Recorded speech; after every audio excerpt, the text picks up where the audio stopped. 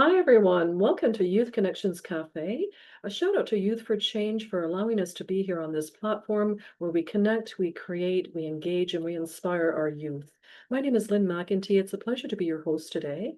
I have a variety of guests that I get to speak to. We have a variety of guests that we get to learn from. And today I have an amazing guest, Viktor, who's here with us. Viktor Elias, and he's got a great background. Our topic is engaging youth in politics, but with Viktor's background, we can branch into other parts of conversation, which I think you will find very, very interesting. So allow us to get into the conversation and let's get started. Oh, don't forget to follow us on social media. Give us a like, and if you have any ideas for programming, we would absolutely love to hear from you. Once again, thank you to Youth for Change for allowing us to be here on this platform. You're here with Youth Connections Cafe. Welcome, Viktor. Thanks so much for having me, Len. It's a pleasure. I wonder if I could just read a little bit of mini part of your bio. Sure, Okay. absolutely. Thank you so much. Well, we had a chance to speak with Javon Samuel, who is from the Toronto Foundation for Youth Involvement in Politics, and that was in part one. And we have the pleasure of inviting Viktor here, but he's got an extensive bio where he's a journalist, he worked in public service, youth leadership, and community advocate. But he's also the co-founder of TFYIP. And one of the reasons we invited him here today to engage in part two of this conversation and how important it is and how do we get youth involved in politics. So thank you for coming, Viktor, and talking with us today. Yeah, absolutely. In terms of getting youth involved in politics, we've got a number of different initiatives that are being are undertaken throughout Canada. But with TFYIP, we had envisioned that we would kind of connect young leaders with leaders in the public and private sector, and hope to create those partnerships to get youth involved in politics, get them involved in different parts of the community, and to branch off and improve things for young people. There's a bit of advocacy piece there as well, but my background's quite varied, and I've done quite a few different things, so I'd be more than happy to chat a bit more about that, and I look forward to discussing everything with you. Amazing. Thank you so much. So when you co-founded actually the TFYIP, what were you doing at the time and how did you come up with that idea that you wanted to get involved in that capacity? Absolutely. At that time, me and Javon were youth city councilors with the City Youth Council of Toronto.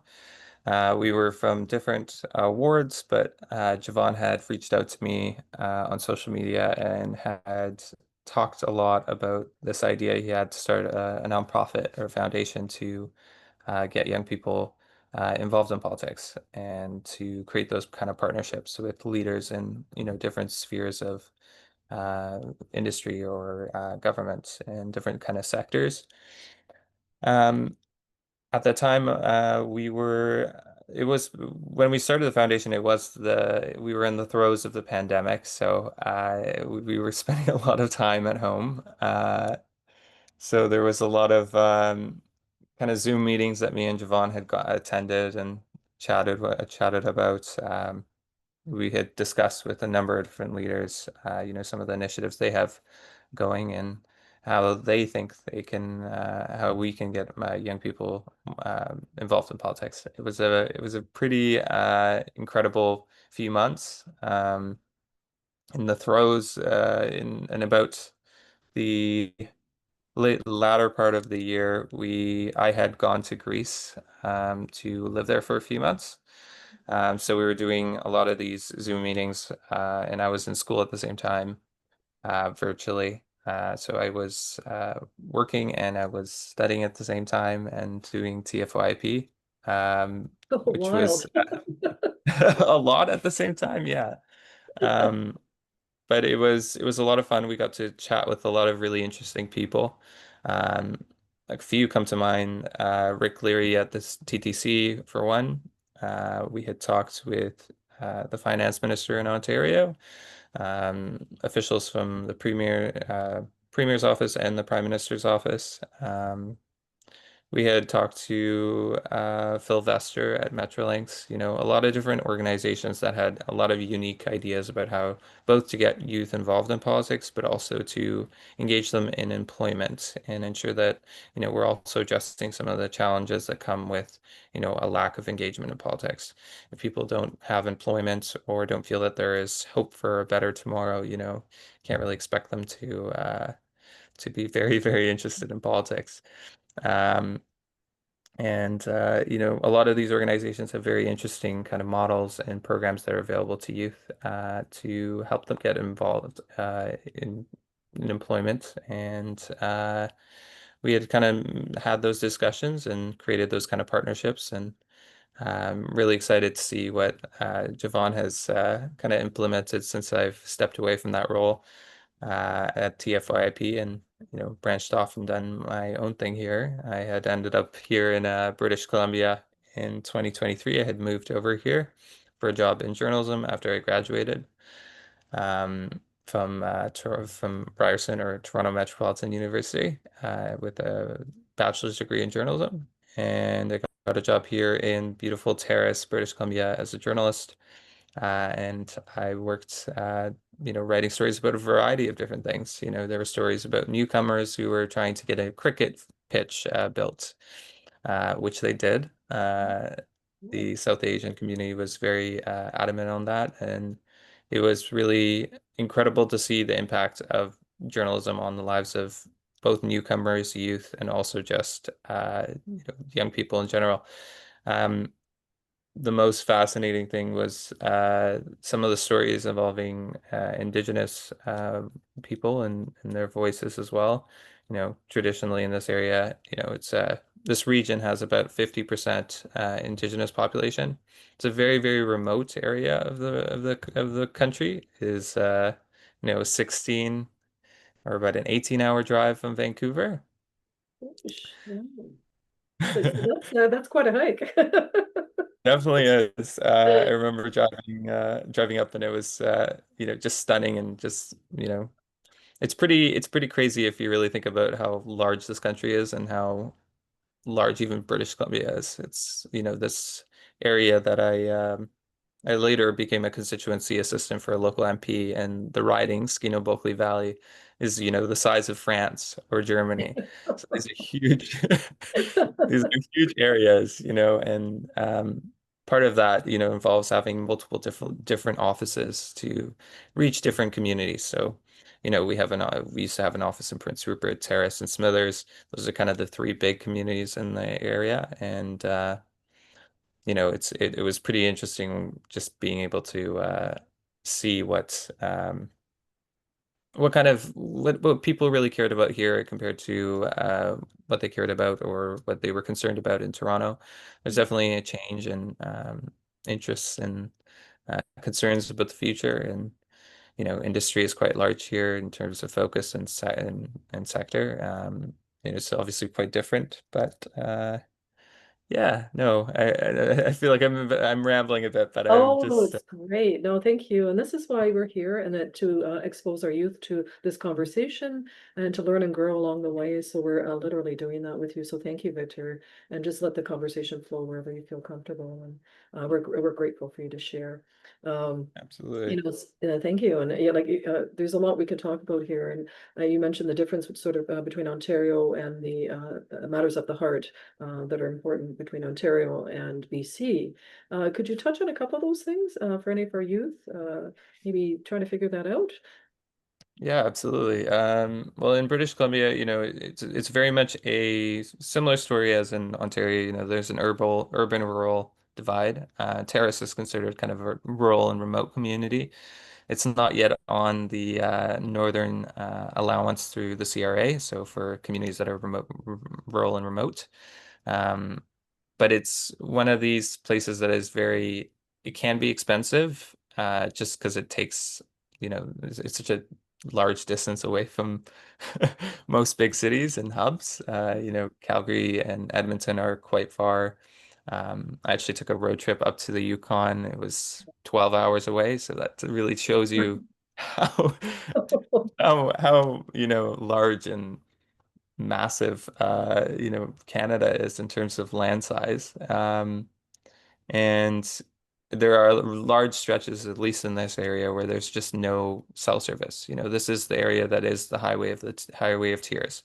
So this is an area that has had a lot of struggles with missing and murdered Indigenous women and girls, but there's also a lot of resiliency that comes with that. And a lot of the people who, founded I think the person who founded the missing and murdered Indigenous women and the MMIWG uh, um, the commission was started or was um, the push for it was started by someone who was from Terrace, Gladys Raddick.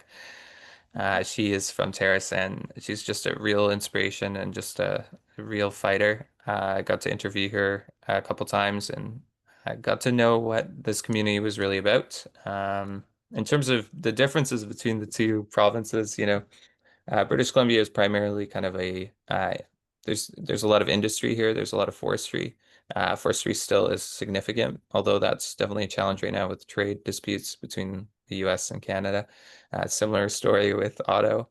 Um, there's some, uh, I think the stats are that the more people are employed in forestry than they are in auto Mm. plants. But there isn't that same kind of you know, concern for that specific industry on a Canada-wide basis. So a lot of people in British Columbia maybe are a bit alienated, I guess. There's definitely a challenge there in terms of, how the rest of the country views British Columbia or some of the concerns that we have or how Ottawa views British Columbia's concerns. Um, it's part of that kind of Western movement that a lot of people are I wouldn't say following. I don't think it's a significant movement in terms of Western separatism, but Quebec has had the same problem. Uh, Mm. but in British Columbia, it's more so just people just want to kind of feel heard and understand. They want Ottawa and I guess people in Ontario to understand, they have challenges as well that are, really haven't been addressed. And I think they want them to be addressed. I think the election kind of proved a, significant change in seat counts for the Conservatives, especially on Vancouver Island as well. Um, but some of the challenges in BC are quite different. But ultimately, if you're in a more urban area, urban center, you probably have the same kind of concerns as someone in Vancouver, cost of living, housing. In northern BC, same type of issues, but there's also a concern about support for industry because a lot of these communities are boom and bust towns. Mm. But they are diversifying, and there's a lot of really interesting things going on here in terms of, changing the way people view cities up in Terrace, the type of industry and sectors that are, specific to a town like Terrace. Sawmills used to be quite significant here. The North Coast is just beautiful in terms of logging. Uh, the forestry is pretty incredible here. The nature is stunning. I don't know anywhere else where you can drive up a mountain and see a glacier. And then you know, it's stunning. I stumble upon a couple bears when I'm driving, but mind you, I drive quite a bit. Um, It's a but big question. He's coming. Yes. it's definitely different. Before I moved to BC, I don't think I saw a bear before, so it was definitely different. But I've spent a lot of time traveling throughout the riding in the area, just going to some of these really interesting places like Haida Gwaii, which is now governed by title. The Haida people have their government. They're self-governing. Same with Kitselis, well, soon to be, which is just community, just First Nations community, just I think it would be east of Terrace, and then Kitsum Kalem is another community that's also on that route, and then the Nishka were the first self-governing um, First Nation in Canada. So it's really interesting to see, what they're doing in terms of trying to diversify their economy, try to become economically independent. Obviously, I'm not going to try and speak for them or for those types of communities. I think they can speak to it better than me. But just based on my observations, um, it's really interesting and fascinating to see what's really going on up here. Coming from someone who was from Toronto originally, some of these things I'm ex being exposed to for the first time. Mm. And some of them are pretty innovative as well. They're not things that are pretty common or talked about as much as they should be, but um, ultimately it's a very beautiful place with a lot of just stunning scenery and amazing people and so much culture, so much you can learn as well. Oh. Thank you for underscoring all of those things. It sounds like politics is sort of very much in the forefront of all the work that you do. In some way, shape, or form, it's touched on. And I know for some of our youth that are maybe just trying to figure out where they want to go with this and where they can find their voice and be a part of a community. Um, what are some of the skills that you have brought to the table, Victor, in terms of just starting out maybe and just figuring that out for yourself, and then how you've found a difference as you've evolved in the different roles that you have taken on? Yeah, absolutely. I think when I first decided to move to Terrace, I was really nervous. I had never been here before. I don't have any family here, so it was very much I'm practically born and raised in Toronto, so and then always in the city. So it Mm. was never. I spent a little bit of time in BC before. I think I went to Victoria and Vancouver a couple times. Oh, yeah. But in terms of the North, I really didn't know much about it. I think I remember a couple of years ago, because when I was 16, I really, really wanted to move to BC. It was like a dream, and I had applied to all these schools. I got in, but it wasn't really the right fit at the time. And I think I wasn't necessarily ready at the time to move to BC, Okay. leave everyone behind in Toronto. And um, I think I had researched that Prince Rupert, for example, is the rainiest city in Canada, least sunshine hours, and I had read all about the Highway of Tears, and I remember thinking to myself, why would someone want to move there? Mm. And then a couple of years later, I get this opportunity to be a journalist, and I really start digging into the community. I start searching through the archives of newspaper listings and articles and um, even going through Wikipedia and talking to people about the community. And um, when I first moved here, I didn't know what to expect, but I found a really great community. Even my neighbors, I had a very unique apartment complex. They're kind of row houses or townhouses. And every single neighbor knew each other. They knew each other's names. They knew where they worked. They were all friendly. They all chatted with each other. They were able to sit down, you know, have a glass of wine together or a beer and, just chat about their lives. And, we're very different from different backgrounds and different, experiences and in life. And, that kind of being open and being able to listen to folks and also willing to talk to folks was really something that was something that I think I developed quite a bit in my prior roles and my life before that. But especially in Terrace, I feel like I learn to be as open as possible and to really hear people out. I think that's one of the most important skills you can have. I feel like being non-judgmental and being able to just talk to someone and not judge them, let them be themselves and, you know, um, listen to them really closely and show them that you're listening. That's one of the skills that is, I think, really important. And also just being able to be adventurous, curious, and want to explore. This country is so ginormous. There's so much to explore in so many places that a lot of people in Ontario or in Alberta or even just down south in BC in the Lower Mainland um, don't necessarily know about. There are lava beds in just north of Terrace that you can drive through and hot springs. And there are four indigenous communities. They all are different. They're all like Ginkolith is right on the coast there. Very, very beautiful. Huge kind of fishing industry there. Mm, They have Get One Silk, which has this beautiful suspension bridge. Also, kind of has the lava beds. You get Lockout Sap, which has the Nishka Museum, which is a beautiful museum that was in the news quite recently, actually, in 2023 for a totem pole that was in Scotland that was brought back, repatriated, and you know, you have New Ange, which is the capital. Very beautiful community. It honestly looks like a normal suburb that you would have in Ontario. Um, they're building a new gas station there at the moment. They have just beautiful government buildings that are for the Nishka government because they are self-governing.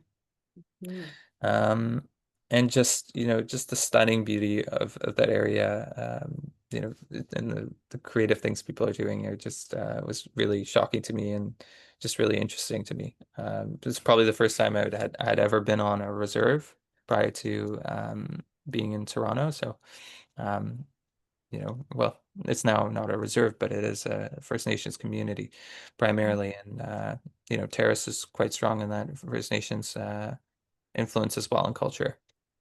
Far more than I would say in Ontario, but you know. yeah. Well, your experience is speaking for sure. You know, it's quite a journey when you think about it. Where we originally wanted to invite you from was TFYIP, but in the Mhm. same sense, Javon spoke very highly of you. I wanted you to know that. I don't know if you've had an opportunity to hear him speak about you, but he really spoke highly of you and the skills that you brought to the table. I'm doubling back there for a moment just to honor that conversation, but also to kind of bridge into other parts of your work that you're doing, so that our youth can understand and appreciate that, you know, it's ever evolving, ever changing, and, you know, one stone leads to the next. So in this case, when you connected with Javon, or maybe as you were going through high school and tried to figure out, okay, what is it I want to do? Um, what do you feel like what was driving you at the time? What was your fuel, your energy to pursue? I think I was insanely curious. I really wanted to understand the world as much as possible. I was constantly, you know, reading articles, news articles, and I have been since I was probably 10 years old. Um, uh, Wow.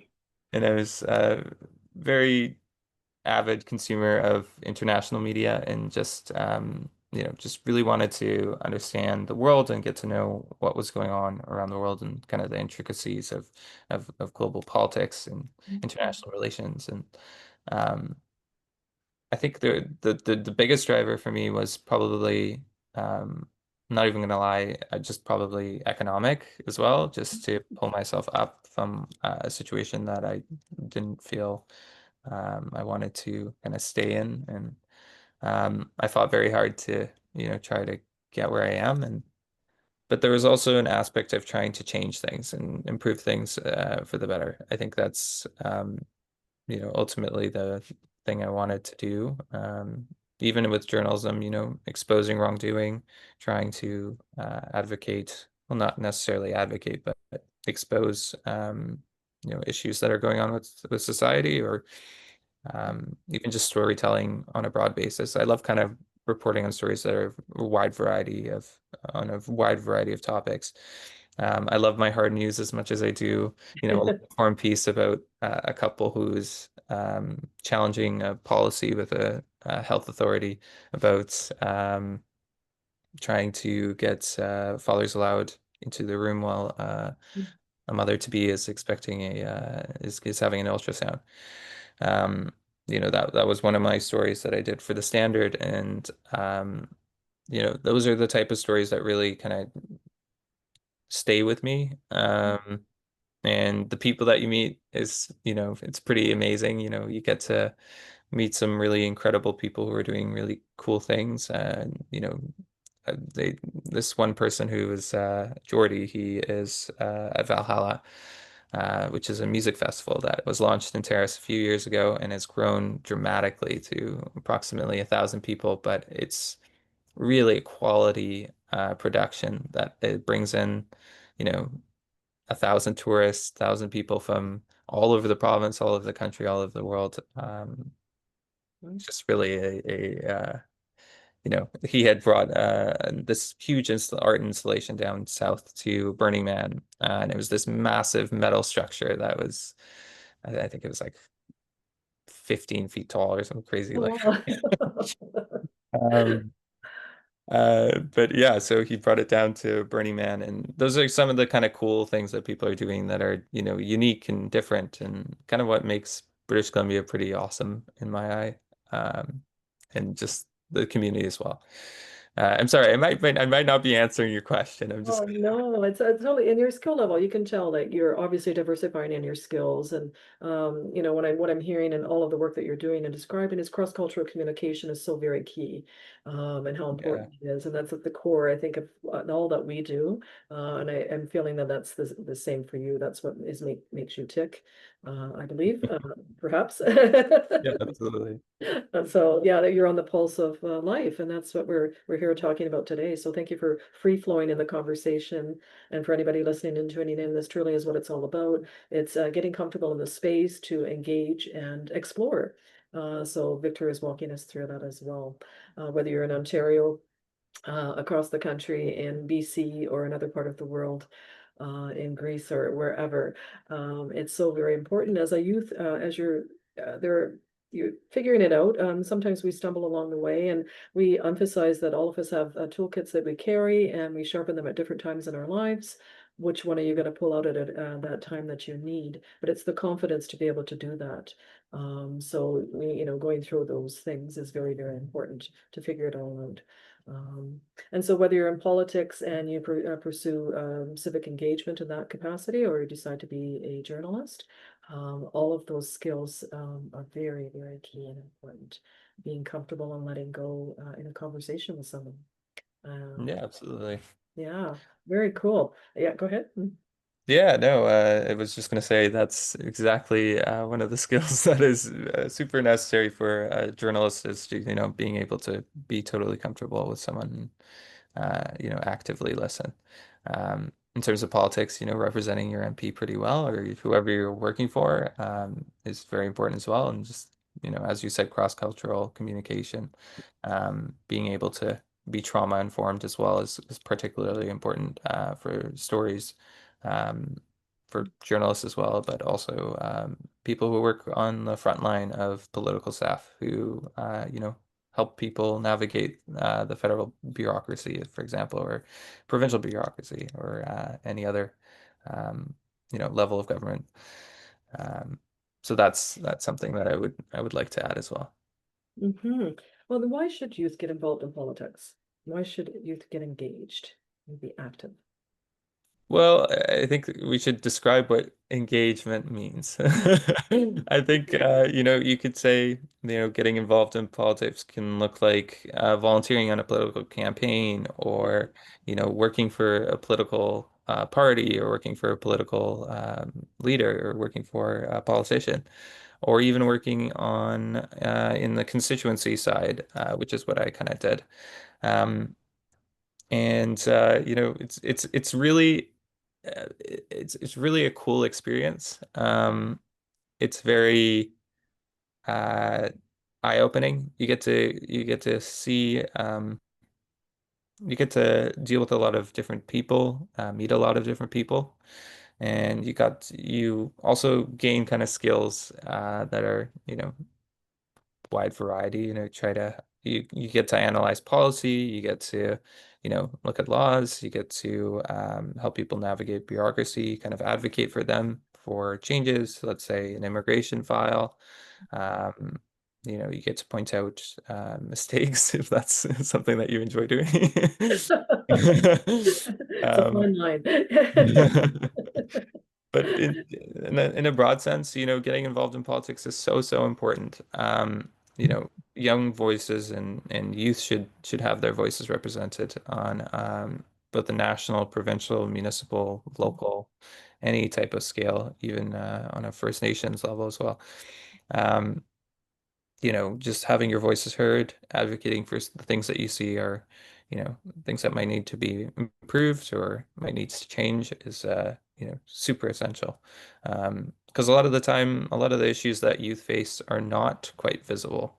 A lot of the employment challenges are not necessarily at the forefront of policymakers, and having someone who is, in that age demographic there, kind of as a talking in the ear of someone who's really influential Mhm. um, is super, super important, and it can really make a difference. I think about some of the changes the federal government has made to make the summer jobs program Yeah. larger. Those are some of the opportunities that likely wouldn't have happened if there wasn't a targeted approach towards, getting young people better involved and improving the lives of young people. Young people today face some of the highest unemployment in Canada, the highest unemployment. Um, Challenges with housing. It's that very unaffordable. Most young people don't feel like they can afford a house. Um, you know, Being able to have someone, advocate for some of the policies that would improve your life and the others around you, is also kind of a love. It's a form of love. You're trying to improve things for people who are your age and people who are your friends, your neighbors, your coworkers, people who are close to you in age. Um, it's super important to have that voice next to a leader or someone who's influential. And I think that's part of the reason why, TFYP is so important, try to get young people involved, bend the ear of someone who's influential and who's a leader. Um, Yeah. you really try to bring those issues to the forefront, and hopefully, someone cares enough to actually do something. And that you feel seen in the room and heard in the room, that you are Yeah, welcome with them, absolutely. right? Yeah. No, that's very cool. With some of those soft skills, could you speak to some of those? I'm thinking compassion for sure. And I know people come at it for different reasons and game changers and want to be change makers, but what are some of the skills that you would speak to in terms of those softer skills that are required? Yeah, absolutely. I think compassion is really important. Empathy, being able to, put in the work is very important as well, especially when you're working in politics. I know a lot of people who work in Ottawa who are, putting in hours very late into the night, until midnight sometimes, because they have so much passion for the work that they do. And it often goes unrecognized or kind of expected, but it's also a form of love, uh, you know. Uh, but ultimately, being able to kind of connect with people um, is very important. I don't necessarily want to list like a list of soft skills. I just kind of want to give you perhaps like maybe some examples of each specific like skill that I think would be beneficial. But being Mhm. able to be comfortable on when you're uncomfortable Oh, yeah, thank you for that. Yeah. is very, very important. People have a wide variety of views and different kind of points of view on issues, and being able to empathize and understand their point of view and really can actually increase your level of understanding of any specific issue or uh, Mhm. anything really. Yeah, yeah, Hearing, for sure. being able to put yourself in someone else's shoes is so, so important. And being able to, step up when you see something is very important. Mhm. Um, because if And you I, had mentioned, sorry. you had mentioned hope earlier in the conversation and how important that, for me, I think that that speaks to everything, really. If there is hope, then we can trudge on, we can continue on, right? Yeah, Um, absolutely. yeah. Sorry, you were gonna say. No, that was pretty much what I was going to say. I was going to add that hope is particularly important as well. People have lost a lot of hope these days, I feel like, which is not necessarily a good thing. Uh, I just, um, it can be difficult at times, but to trudge through and push through is one of resiliency and Mhm, mhm. being That's dedicated to what you're doing is so important as well. Seeing that higher goal or setting goals is so important as well. mhm, mhm. So keeping your eye on the ball kind of thing, yeah, setting those goals. Exactly. And just even having like a goal set for yourself, putting it on the wall, Mhm, mhm. marking progress on your goal is, just a reminder of how close you are and maybe how far you have to go. But ultimately the joy you feel once you achieve something that you really wanted for a really long time is, makes it worth it. Sounds very, Victor, you're really great to talk to. And as far as in our youth and motivating our youth, could you think of anybody that mentored you along the way that you thought, oh my goodness, they've really made such a difference. They helped me to figure it out, for allowing me to figure it out, whether it be in high school, whatever, as you've gone through this part of your career. Yeah, absolutely. I know that when I was a journalist here in Terrace, I was really lucky to have the wonderful Rod Link, an incredible journalist and editor working alongside me, and kind of just he always had kind of my back, and I was really lucky to have someone of his kind of skill set. Um, I'm not exactly sure how happy he would be if I included his name, but um, Humble he gratitude. he's someone that is journalism is his bread and butter, and he's retired a couple times, but always come back. He loves it. And there's so many people who can credit him for creating that compassion or creating that kind of drive and love for journalism that he has. And Mhm. I personally think I always had that love for journalism. I wanted to be a journalist since I was 10. Yeah. Um, but, uh, you know, Can you speak he to your just showed primary? me, sorry? So can you speak to your primary teachers there? They'd be really But happy for you. Sorry, you were going to say he?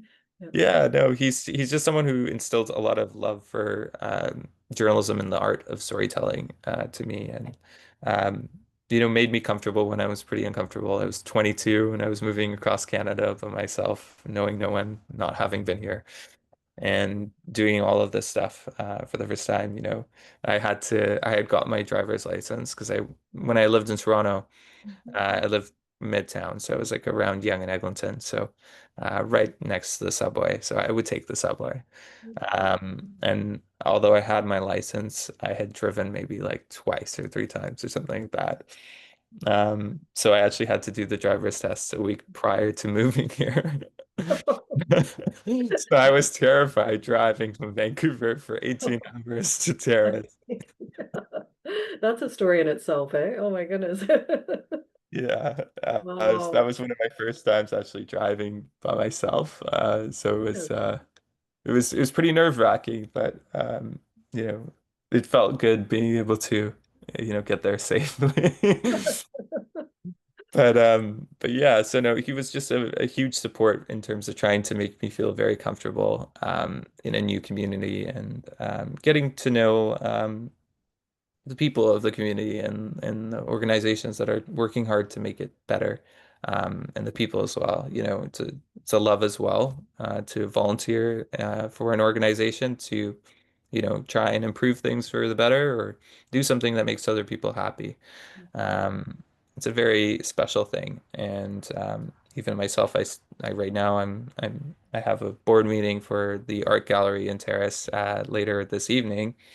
Um, and you do kind of these things and you put in the work and the hours because you love how other people feel about it. You love that this is something that brings joy to others and also creates incentives to kind of retain professional people and people who are moving from all over this country to Terrace to work at the brand new hospital that just opened, or try to retain people who are going to that are related to healthcare. That's a big particular issue here.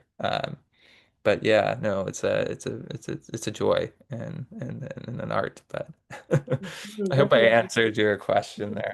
You certainly did. And then leading to the next question, more or less, you did answer that. Um, as far as mentoring others along the way, it sounds like you're doing that tenfold. So wherever you go and whatever you do, is there someone that you're maybe working with directly now that perhaps trying to align um, their your vision with them, or sorry, their vision with yours, and maybe help them out along the way with some of those skills that we spoke about that they're just developing? Um, Yeah, absolutely. In terms of speaking, are you asking me kind of a bit more mentorship Yeah, or yeah, yeah. okay? Is there anybody indirectly that you're mentoring, or do you feel like that's just something that happens every day?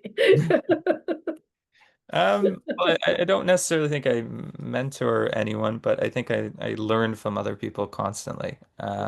And I think we both learn different things. You know, even at the standard, um, I would teach Rod, how to use some of the digital tools that maybe he hadn't used. For example, like Wow. Otter AI to get transcripts and to spend less time transcribing, a 15-minute conversation.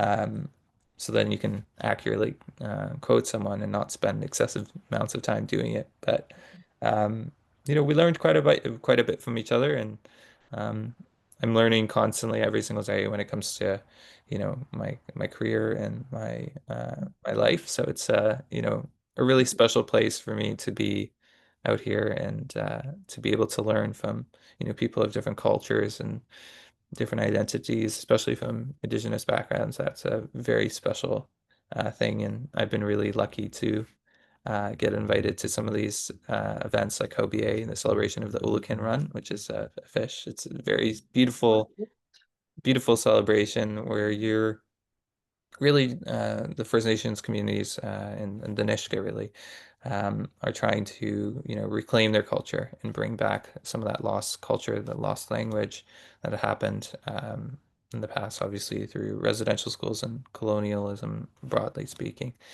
Um, it's a very special thing to see, a child who had um, you know, who's maybe their mother had gone to residential school and now their child is learning how to, dance in a traditional dance or to sing some of the songs and hymns. It's pretty beautiful. And it's a very, very special and kind of privileged thing to be able to do and be able to attend. That was one of the really incredible things I was able to do when I was working for the Member of Parliament. And yeah, no, it's a really special thing, and being able to learn from a variety of different people and from their perspectives is also something that um, I'm really lucky to have experienced as well. Mhm, mhm. Gifts and time for sure, absolutely. Yeah. So intergenerational, but also cross-culturally is very important and the key and the pulse of life and living every day. We've touched on journalism, we've touched on your work as a leader. We've also touched on working with Javon and the group over there. But if you were to give some words of wisdom, Victor, to our youth up and coming, um, if they're looking to get into journalism, if they're looking to get into politics, which is really, crossover really, what would you say to them? Is there any before we sign off today?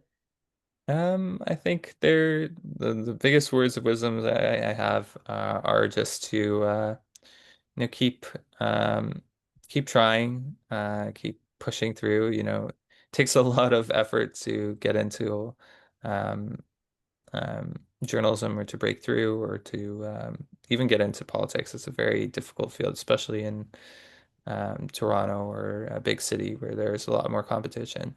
Being open to trying new things, being able to, being open to traveling, to moving somewhere else, bringing that knowledge and love for the place where you live is just really a privilege. And I think there's a lot to be said there, and there's a lot of pride that comes with, representing the place where you live in a positive way.